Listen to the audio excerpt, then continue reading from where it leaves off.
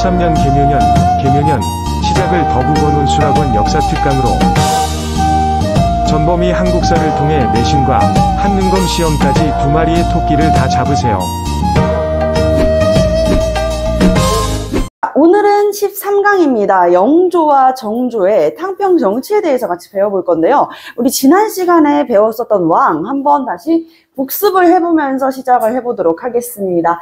자, 우리 광인, 효현, 숙경영까지 이렇게 설명을 했었는데, 자, 숙종 때 뭐가 일어났었죠? 총 3번의 환국이 일어났어요. 일당 전제화라고 하죠. 서인이나 또는 남인 세력들이 정계를 장악하는 모습을 보여줬었단 말이에요. 맞죠? 그쵸? 경신, 기사, 갑술한국이 있었어요. 마지막 갑술한국에서 누가 축출됐었어? 남인 세력이 축출이 됐었던 거야. 응? 자, 희빈 장씨의 아들을 왕으로 옹립하는 것을 지지했었던 남인 세력들이 언제 축출됐다고?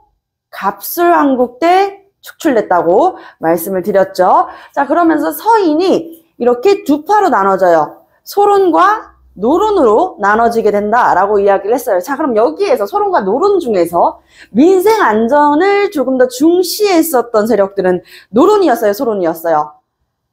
아무것도 기억이 나지 않아요. 노론이었어요, 소론이었어요. 소론이 뭔지 노론이 뭔지 기억이 잘 안 나. 얘들아, 노론이었었죠. 자, 그렇기 때문에 숙빈 최씨의 아들이었었던 연인궁을 지지했었던 게 누구였다고? 민생 안정을 중시했었던 노론이 되는 것이에요. 아시겠지요? 자, 그래서 이런 노론의 지지가 있었다. 자, 숙종 때는 총 3번의 환국이 있었고, 숙종께서도 이 환국을 보면서 무슨 생각을 했을 것 같아요?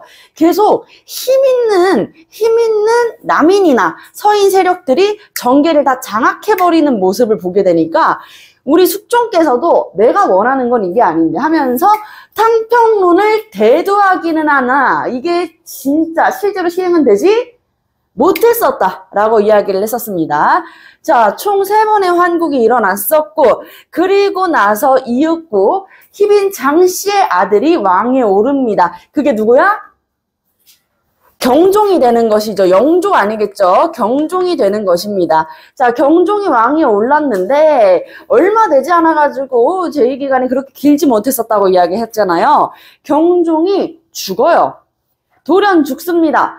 근데 이게 영조가 그랬을 것이다 라고 얘기하는, 그렇게 생각하는 사람들이 굉장히 많은데, 영조께서 이 숙종의 몸이 허약하니까, 원래 태생부터가 조금 허약했어요. 그리고 스트레스도 많이 받았었고요. 여러분들도, 여러분들 때문에 환국이 이렇게 일어나면은, 스트레스 안 받을 수 있겠어요? 받았겠죠? 근데 영조께서 경종을 위해서 자신의 이제 이복 동생을 위해 가지고 상을 차려줬는데 그 밥상에는 뭐가 있었냐면요. 게장. 집게 게장. 간장게장 좋아하세요? 선생님은 갑각류 알러지가 있어서 못 먹는데. 자, 게장에다가 단감 있지, 감. 떫은 그 감. 그 감을 같이 이렇게 올린 거야, 얘들아. 게장과 감은 상극이거든. 결국에는 그 상을 이제 먹고 나서 얼마 되지 않아가지고 경종이 세상을 떠나게 되는 것이야. 그러니까 이거는 누가 봐도 영조가 그랬을 것이다. 연인궁이 그랬을 것이다. 라고 이야기를 했으나 노론 세력들의 지지를 이제 힘입어가지고 왕이 되는 사람 누구라고요? 영조입니다. 우리가 알고 넘어가야 되는 부분은 우와 정말 지저분하죠? 정말 최고입니다. 혹시나 이 영상을 보고 계시는 우리 강의실을 쓰는 선생님이 계신다면 진짜 너무하신 거 아닐까요? 웃음. 와, 미안해요. 자, 우리 계속 이어가지고 가보도록 할게요. 그래서 영조, 그리고 영조의 아들이 있었어. 첫째 아들이 있었다? 첫째 아들이 효장세자라고 있었거든요. 근데 이 효장세자가 일찍 죽어. 우리가 이걸 요절이라 그래. 어린 나이에 갑작스럽게 세상을 떠나는 것을 요절이라 그런단 말이야. 첫째 아들 효장세자가 요절을 해버리니까 그 다음에 둔 아들, 근데 이 아들도 너무 마음에 들어. 어릴 때부터 굉장히 똘똘하고 공부도 잘하고 책도 많이 읽고 그가 바로 사도세자였습니다. 그를 이제 다음 왕으로 책봉을 했었어, 사도세자를. 그런데 이 노론 세력들이 사도세자의 비행에 대해 가지고 상소를 올리게 되고 결국 영조는 사도세자한테 너무 크게 실망한 나머지 자신의 아들이었던 사도세자를 뒤주에 가둬버리고 첫째 아들의 후사인 것처럼 이제 사도세자의 아들을 호적을 바꿔놓는 거지. 그래서 왕위에 오르는 사람이 정조예요. 우리가 영정조를 왜 배울까? 왜 이렇게 따로만 열심히 배우는 걸까? 자, 영조 같은 경우에는요, 조선왕조 500년 중에서 제2기간이 가장 긴 왕이었었고요. 그리고 가장 평화로웠던 시기는 아니야. 왜냐면 노론과 소론이 나뉘어져가지고 이제 세력 간에 다툼이 있었기 때문에 조용했다고는 이야기할 수 없지. 다만 신하들이 조용히 하지는 않았으나 이 백성들이 굉장히 살기 좋았었던 민생 안정을 중시했었던 시대라는 것이죠. 아시겠죠? 가장 많이 신문고가 울렸었던 시대가 바로 영조 때라고 합니다. 선생님 생각으로는 정조께서도 조금만 더 영조만큼 제2기간이 길었다면 정조께서도 그렇게 많은 신문고 소리를 듣지 않으셨을까? 민생에 귀를 기울이던 군주였으니까요. 자, 그랬었던 영조. 영조가 이제 강조했었던 정치는 뭐라고 얘들아? 민생 안전이었다. 민생 안정이었다. 민생이 살아야지, 여기 좀 깨져 있어서, 민생이 살아야지, 우리 나라가 잘 살 수 있다라고 생각을 했었고, 노론의 지지를 받았습니다. 자, 이렇게 즉위를 하자마자 탕평고서라는 것을 발표를 해요. 무엇이라고 얘기하냐? 숙종께서 다 이루지 못했었던 탕평책을 실시하겠다라고 이야기를 하는 것이죠. 자, 탕평책이라는 것은 무엇일까? 여러분들 급식에도 탕평채 많이 나오죠. 탕평채. 막 하얀 색깔 무기랑 계란이랑 계란 지단이랑 막 여러 가지 김이랑 다 같이 들어가 있는 거. 근데 그렇게 많은 재료들이 들어가 있는데도 먹으면 또 어때요? 그 맛들이 다 어우러져가지고 조화가 되잖아요. 그치? 마찬가지로 탕평채는 당파에 가리지 않고 여러 사람들, 능력 있는 사람들 다 두루 등용하겠다는 이야기예요. 마치 우리가 급식실에서 먹는 탕평채처럼 여러 가지의 재료들이 다 합쳐져가지고 그 조화를 이룬다라는 것이죠. 아시겠지요? 자, 탕평책을 실시하겠다고 선언을 하는 것이지. 그러니까 이 신하들이 믿을 수 있어, 없어? 여러분들이 만약에 소론 세력이라면 믿을 수 있겠어요? 안 믿어요. 안 믿겠죠? 왜 안 믿어요? 선생님, 이거를 솔직히 어떻게 믿어요? 아니, 노론의 지지를 받고 즉위했다면서요. 그러면은 소론들이 이걸 어떻게 믿어줄 수 있겠어요? 라고 이야기할 수 있겠죠. 그래서 영조께서는 본인이 한 이야기를 지킬 것이다 라고 얘기하면서 당파에 가리지 않고 인재들을 두루 등용하겠다라고 이야기하는 탕평비를 건립합니다. 탕평비를 건립하게 된다. 내가 진짜로 당파에 가리지 않고 우수한 인재들을 두루 등용할 것이야 라고 하는 비석인 거야, 비석. 탕평책을 실시할 것을 약속하는 비석이라고요. 아시겠습니까? 네, 좋습니다. 네, 이렇게 탕평파를, 그러면서 이제 탕평파가 구성이 되는 것이죠. 아, 탕평파가 구성이 되는구나. 당파에 가리지 않고 능력 있는 관리들을 다 두루 등용하고자 했구나. 탕평파가 구성이 된다. 그래서 탕평파를 위주로 무엇을 하게 되겠어요? 정치를 운영하게 되는 것이죠. 자, 지금 당파에 가리지 않고 두루 등용하겠다 그랬잖아요. 누가? 임금이 두루 등용하겠다라고 이야기를 하는 거야. 자, 아이들아, 그러면은 선생님이 이거 정말 중요하다 그래가지고 우리 테스트까지 봤잖아. 쪽지 시험까지 봤잖아. 자, 우리 조선왕조 중앙정치기구를 딱 떠올려보자. 중앙정치기구에서 이 인사권을 가지고 있는 부서는 어디예요? 2조. 자, 2조에서 인사 권한을 가지고 있는 직위는 뭐였어? 2조 뒤에 뭐가 붙어요? 두 글자. 전랑. 그렇지. 2조 전랑이지. 그 2조 전랑의 자리를 두고 심의겸과 김효원이 맞붙게 되면서 동인선이 나눠진 거였지, 얘들아. 기억나요? 자, 그래서 이때 당시에도 2조 전랑이라는 직급은 있었을 거 아니야. 근데 이 2조 전랑이 예를 들어서 소론이어봐. 그러면 이 이조 전랑 직급에 있는 관리는 소론 세력들만 계속 등용하지 않겠어? 당연한 얘기겠죠. 그래서 어떻게 한다? 이조 전랑의 권한을 약화시켜요.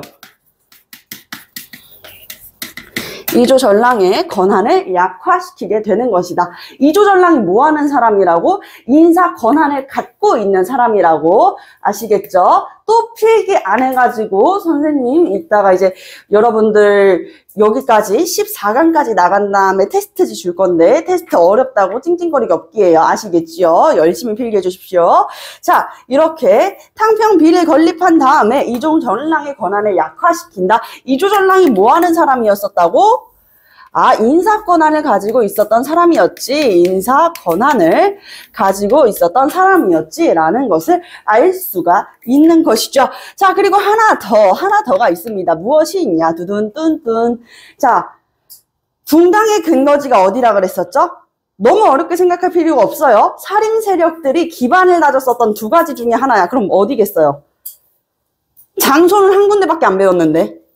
살인 세력들이 향촌 사회에서 기반을 다질 수 있었던 이유 우리 두 가지 배웠어요. 둘 다 두 글자예요. 뭐예요? 향약과 서원이에요. 그쵸? 붕당의 근거지로 변질된 것이 어디라고? 서원이라고. 그치? 그래서 그 서원을 철폐합니다. 서원을 철폐하게 됩니다. 서원을 철폐함으로써 붕당의 근거지가 되는 곳들을 줄여나가게 되는 것이죠. 어서오세요. 반갑습니다. 굉장히 일찍 오셨군요. 이쪽으로 지나가세요. 야, 와, 정말 너무 최고다.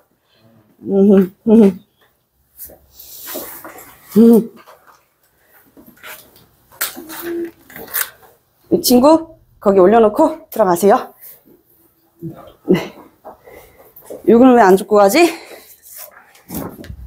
이건 내게 아니네. 자, 잠깐 끊겨서 미안합니다. 응? 네. 아, 잠시만요. 네, 이렇게 붕당의 근거지가 되는 서원까지 철폐를 했다라고 이야기를 했어요. 하지만 붕당 정치의 근본적인 문제를 해결하지는 못했어요, 영조 때. 자, 그리고 이제 문물 정비로 한번 넘어가 보도록 하겠습니다. 자, 문물을 정비했었다. 자, 어떻게 정비를 하게 되냐? 여러분들 11강 선생님이랑 같이 이제 수업 중에 이야기를 하지 않았을 텐데 11강 영상 촬영 마쳤습니다. 그래서 여러분들 이번 시간 이후에 이제 이번 주 목요일까지 등원하기 전에 11강 영상 한번 봐주시고요. 지난번 고려사만큼 길지는 않아요. 약 40분 정도 됩니다. 꼭 보고 등원할 수 있도록 하고 11강에 필기로 빼곡하게 채워져 있어야겠죠. 자, 그 11강에서 설명을 하긴 했는데 자, 영조께서 균역법이라는 것을 제정해요. 균역법. 자, 균역법이라는 것은 무엇이냐? 일단은 조선 후기에 들어서 조선 전기에는 농병일치 사회였잖아. 그치, 얘들아? 농병일치. 뭐라 그랬어? 농사를 짓는 사람과 병사가 똑같은 게 농병일치라고 이야기를 했었지. 자, 그런데 이 조선 후기에 접어들어서는 뭐가 생겼어? 오군영 체제가 들어서기 시작했잖아요. 자, 오군영 체제가 들어서기 시작하면서 어떻게 된 거야? 직업군인이 생겨났죠. 직업군인이. 자, 직업군인들이 생겨나다 보니까 자, 지각자 또 들어오세요. 아, 네, 축하드립니다. 아, 최고. 자, 지나가시죠. 또 이거 바다닥 다 떨어뜨리고 지나가실 건 아니시죠? 네, 조심히 지나가세요. 네, 빨리 지나가세요. 수업해야 돼요. 아주 멋져요. 바다닥. 자, 조선 후기에는 뭐가 들어섰다 그랬었어? 직업군인 체제가 들어섰다 그랬어요. 그러니까 우리가 무조건 강압적으로 군대를 갈 필요는 없는 거야. 원래 조선 전기에는 16세 이상부터 60세까지의 남성들은 무조건 그러한 양인들은 천민을 제외한 양인들은 다 어디를 가야 된다 그랬어? 군대를 가야 된다고 이야기를 했었죠. 그런데 조선 후기 때는요. 이제 직업군인들이 자리 잡고 있으니 모두가 군대를 갈 필요는 없었어. 그러나 어떻게 해야 돼? 군역의 의무는 가지고 있는 거야. 그렇기 때문에 군대를 가지 않으면 조건이라는 게 있었어. 1년에 군포. 쉽게 여러분들 설명을 하자면 이거 옷감이에요. 옷감. 군포를 2피를 납부를 해야 됐었어요.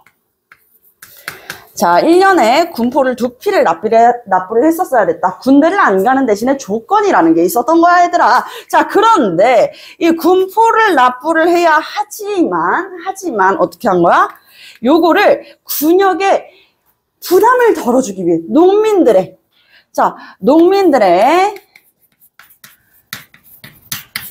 군역 부담을 줄이기 위해서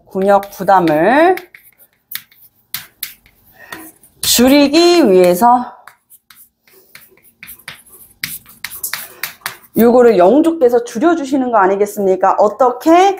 똑같아요. 1년에 2필이 아니라 1필씩 줄이게 된다.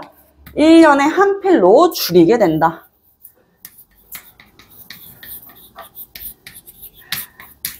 그래서 우리가 이것을 균역법이라고 부르는 것입니다. 군역 아니고요. 균역법이라고 부르는 것이에요. 자, 그리고 문물을 정비하면서 영조께서 또 특히나 실시를 하셨는데 이때 당시에 조선의 사법제도, 사법기구인 뭐가 있었었지? 먼저 사법기구는 무슨 조? 형량을 내린다 땅땅땅이라고 하잖아. 선생님이 법을 굉장히 좋아하거든. 자, 형량을 내린다 땅땅땅 하는 거야. 자, 그러면 형조죠. 억울하게 사형수가 되는 사람들이 많았었어. 그래서 영조께서는 사형수에 대한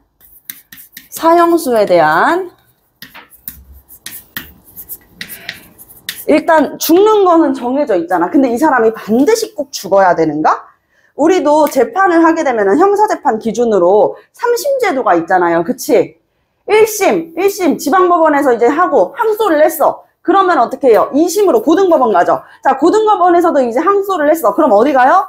대법원 가요. 맞아요. 대법원 가는 이 3심제도가 있잖아. 그거를 여기 때부터 도입을 했었어요. 그래서 사형수를 이제 우리가 3심제를 적용해가지고 세 번 다시 한번 이제 심의하게 되는 3심제를 엄격하게 시행하게 된다. 그리고 너무 과도한 처벌 등은 조금 완화시켰던 게 바로 영조였습니다. 가혹한 형벌. 뭐 진짜 볼기 100대 이거 죽는 거거든 얘들아. 볼기를 100대 맞는다. 맞다가 죽어요. 그러니까 그런 가혹한 형벌들을 금지시키게 된다. 가혹한 형벌 등을 금지시키게 된다. 여기까지 이렇게 같이 이해를 해보았습니다. 자, 그리고 요런 것뿐만 아니라 법제적인 것들을 바꿔가는 것뿐만 아니라 또 건설 사업도 하셨는데요. 청계천 준천 사업도 했었어요. 자, 그래서 청계천 준설 사업으로 이때 이제 만들어진 게 준천사였거든. 준천사 얘들아. 자, 그래서 준천사를 설치했다. 요거는 학교에는 뭐 청계천 정도만 나올 텐데 한국사 능력 검정 시험을 준비하고 있는 친구들이라면은 꼭 반드시 기억을 해주셔야 됩니다. 아시겠지요? 자, 요렇게 영조의 업적 청계천 준설 사업도 있었고요. 자, 그리고 또 문물정비 같은 내용으로 이어가 보겠습니다. 문물정비로는요, 또 법제적인 게 또 하나 바뀌는 게 있어요. 뭐냐면, 자, 여러분들 보세요. 균역법 너무 좋죠? 완전 만만세지. 기루나, 군대 안 가도 된대. 군대 안 가고 그냥 1년에 군필, 옷감, 1필만 내래. 근데 이게 그렇게 농민들한테 부담이 되지 않는 가벼운 정도의 옷감은 아니었어. 2필이면은 진짜로 이 집안의 기둥이 흔들릴 정도로 좀 큰 돈이었단 말이야. 돈으로 환산을 하자면. 우리나라는 화폐경제니까. 이때 당시에는 화폐경제가 막 이렇게 성행했을 때는 아니니까요, 얘들아. 자, 그래서 균역법 좋죠? 근데 이거를 반대했던 사람들이 있었어. 누구였을까? 균역법을 반대했던 사람들. 누구였을 것 같아? 양반들? No. 누구였을까? 바로 신하들이야. 신하들이 반대하는 거야. 왜? 자, 나라의 재정의 90%는 뭐라 그랬지? 세금이라 그랬죠. 나라의 재정의 90%를 담당하는 게 세금인데, 자, 이렇게 균형법을 통해 가지고 세금을 줄여버렸어. 그럼 나라에 들어오는 세금도 어떻게 되겠어요? 줄어들게 되겠지. 자, 그러면 나라의 재정에 지금 구멍이 생기는 것과 다름이 없는데, 전하! 그럼 이거 어떡합니까? 지금 당장 분포를 한 패씩으로 줄여버리면 나라의 재정, 지금 군역에 대한 재정은 완전 절반이 되어버릴 텐데요. 라고 이야기를 하는 거야. 자, 이때 영조께서 이야기를 하기를, 자, 우리나라 조선은 법제적으로 양천제라 그랬었죠. 그래서 어떻게 하면 세금을 더 거둘 수 있을까라고 생각을 하게 되면서 제정한 법입니다. 노비종모법. 노비종모법이라는 것은 무엇이냐? 자, 노비종모법이라는 건 무엇이냐? 자, 노비는 천민이죠. 노비는 천민이야, 얘들아. 천민들은 사람으로 취급이 됐다 그랬어요? 아니에요. 사람이 아니라 노비들은 사유재산처럼 취급이 되었습니다. 개인의 자산으로 취급이 되었었단 말이야. 그렇기 때문에 천민들, 노비들은 세금을 낼까 안 낼까? 내지 않았었다는 거야. 그러니까 이 노비들을 양인으로 만들어서 세금을 걷자. 노비도 좋고 우리도 좋고 이렇게 된 거야. 종모법이라는 건 무엇이냐? 자, 엄마 아빠 둘 중에 한 명이라도가 아니야. 엄마 아빠 중에 어미 모자예요. 엄마가 양인이면은 엄마의 종을 따라간다라는 거야. 자, 아빠가 천민이고 엄마가 양인이야. 그러면 누굴 따라간다? 엄마를 따라가는 거야. 자, 내가 그러면 무조건 사실상 엄마, 아빠 둘 중에 한 명이 천민이면 무조건 천민이란 말이야, 얘들아.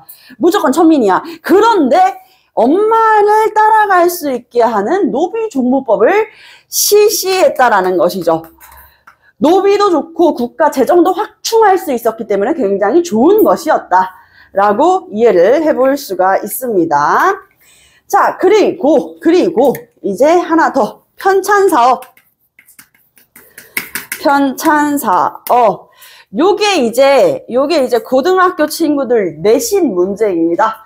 고등학교, 요거 이제 수급반 친구들한테도 이야기를 했는데, 2022년도 고등학교 1학년 중간고사 인근 수원 고등학교 평균 점수가 45점이라는 거 알고 계세요?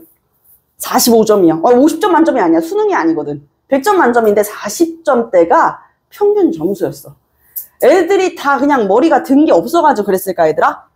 아니야. 문제 어려워서 그래. 그리고 여러분들 고등학교 올라가면은 4월달에 중간고사 보죠? 4월달에 중간고사 보는데 조금 충격적인 이야기가 있죠? 시험 범위가 어떻게 되냐면요. 선사시대부터 조선 후기까지예요. 선사시대부터 우가, 구석기, 신석기, 청동기부터 시험 범위가 조선 후기까지라고. 그 광대한 완전 진짜 광활한 시험 범위를 여러분들이 지금 당장 고등학교 3월달, 4월달 만에 다 공부할 수 있을까? 힘들어. 그러니까 중학교 때 배웠던 거에 지식을 조금씩 채워 넣어야 되거든요. 그렇기 때문에 한 문제가 귀해. 한 문제에 여러분들 등급이 달려있어. 고등학교 언니 오빠들은 지금 여러분들보다 더 많이 공부하기보다는 신화적으로 생각을 해야 돼. 그래서 시험 문제 뭐 나올지를 미리 알려주면 여러분들은 절대 딴 생각을 하면 안 된다는 거야. 여러분들이 더 잘할까? 내가 더 잘할까? 매년마다 이제 시험 대비하면서 무슨 문제 나오는지 아는 내가 더 잘 알겠죠. 잘 들으라는 얘기야.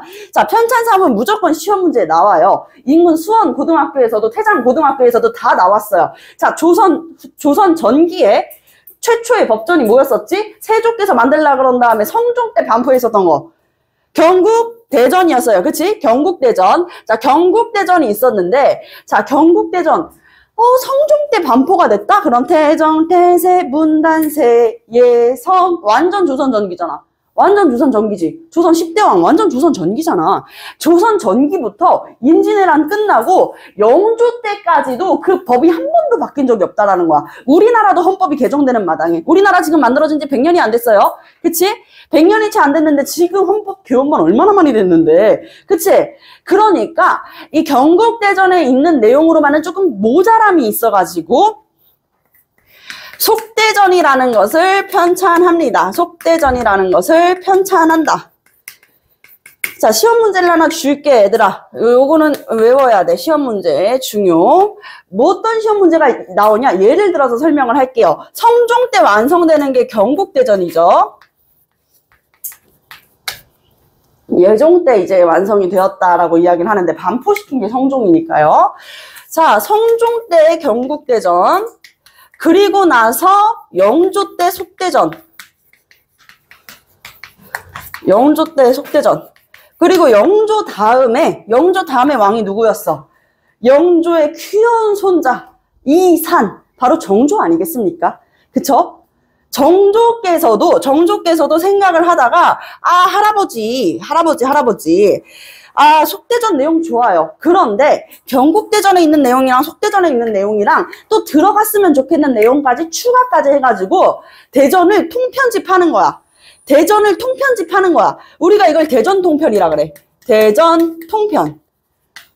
대전통편은 누구 때? 정조 때야. 정조 때. 대전통편. 자, 대전을 통편집한 거야. 근데 여기까지는 학교 선생님들이 중학교 때 알려주는 선생님들이 있고 안 알려주는 선생님들이 있는데, 자, 여기부터는 아마도 배우지 않습니다. 흥선대원군 때부터는 여러분들 중학교 시험 모임에 안 들어가거든. 자, 흥선대원군 한마디로 고종 때야. 고종이 즉위하게 되고 약 10년 정도 흥선대원군이 정치를 하던 흥선대원군 집권기가 있었단 말이야. 그때 이제 조선의 마지막 법전 대전회통이라는 게 만들어지거든. 어떤 식으로든 시험 문제에 나와요. 대전 통편과 대전 회통을 헷갈리게 하는 문제로 나오든 아니면은 인근 고등학교에서는 순서 맞추는 문제로 나왔습니다. 가나다라로 해가지고 법전이 만들어진 순서대로 맞추는 문제 나왔어요. 요거 중요합니다. 그 중에 일부 속대전이 편찬됐었던 거 바로 누구 때다? 영조 때다 라고 이제 설명을 드리도록 하겠습니다. 자, 이렇게 편찬 사업을 했었고 또한 하나 더 동국 문헌 비고 오늘날에 약간 조금 설명을 하자면은 백과사전 같은 거라고 이해를 하면 될 것 같아요. 동국 문헌 비고까지 편찬이 됩니다. 이렇게 영조까지 설명을 해 보았습니다. 자, 탕평파가 만들어지면서 탕평파가 중심으로 이제 정치를 이끌어 나가게 되고, 그리고 당시에는 그래도 영조를 지지하던 노론 세력들의 입김이 더 셌어. 탕평 정치의 근본적인 문제를 해결하지는 못했었다라는 거야. 자, 그리고 나서 아까 이야기했죠. 영조의 아들이었었던 사도세자의 비행을 노론 세력들이 이거를 사도세자의 비행에 대한 내용들을 엄청 막 이렇게 적은 거예요. 그래가지고 자, 여러분들 노론 세력들이 있었다 그랬잖아요. 이 노론도 파가 나뉘게 돼. 어떻게 나뉘게 되냐면, 왜 이렇게 눈이 간지럽냐? 눈썹도 간지럽고. 자, 파가 갈리게 된다. 시파와 벽파입니다. 시파와 벽파로 갈리게 된다. 시파는요, 무엇이냐면, 사도세자의 죽음까지는 너무 과도했다. 사도세자의 죽음은 너무 과한 처우이다. 죽음은 너무 과하다. 지나치다는 입장. 간지러워. 자, 그리고 벽파입니다. 벽파는요, 사도세자의 죽음은 당연하다는 입장이었어. 세자의 죽음은 당연하다 라는 입장으로 갈라지게 되는 것이에요. 자, 그러면서 사도세자가 실제로 왜 갑자기 이런 문제에 이런 도마 위에 올라가지고 이렇게 힘들게 마지막을 보내셨나 싶잖아요. 영조께서는 처음에 사도세자를 정말 예뻐했어요. 그만큼 기대감도 있었고. 자, 영조께서 생각을 해봐. 영조는 궁인 출신이었던 숙빈최 씨가 그동안 이제 열심히 아주 잘 해왔었던 행실이 있으니까 숙종의 승은을 입은 거잖아, 얘들아. 그치? 숙종의 승은을 입은 거야. 그래서 태어난 게 연인궁이야. 즉, 왕비의 아들은 아니야. 그치? 왕비의 아들은 아닌 거지. 그래서 영조가 스스로 이 출신에 대한 아킬레스건이 되게 심했어. 응? 출신에 대한 자기만의 자격지심이 있었던 거야. 그래서 오히려 자기의 아들일수록 그냥 그럴 줄 알았어. 숙빈 최 씨의 아들놈의 아들이 그렇지 뭐 이런 소리 안 나오게끔 나의 아들을 잘 교육시켜가지고 나만큼 이제 국정에 어진 임금을 만들고 싶었단 말이에요. 그런데 사도세자가 그게 너무 부담스러운 거야. 처음에 어릴 때는 뭐 할 때마다 아이고 잘했어 어이구 이러면 너무 좋은데 이제 머리가 점점 커가니까 뭔가 하나를 하더라도 성에 안 차는 거야. 그러다가 사도세자가 점점 압박감 때문에 자신의 아버지에 대한 압박감 때문에 정신적인 스트레스로 미쳐버린 것 같아요. 우리가 이걸 광증이라고 이야기를 하는데 사도세자가 실제로 이제 궁궐 안에서 사람을 죽이고 해한 적이 있어요. 그렇기 때문에 사도세자의 죽음이 완벽하게 너무 비통하고 안타깝다라고는 이야기를 못하겠어. 왜냐면 그로 인해 가지고 피해를 보고 피를 본 사람들이 있기 때문에. 그러니 영조께서는 두려운 마음도 들었고요. 왜?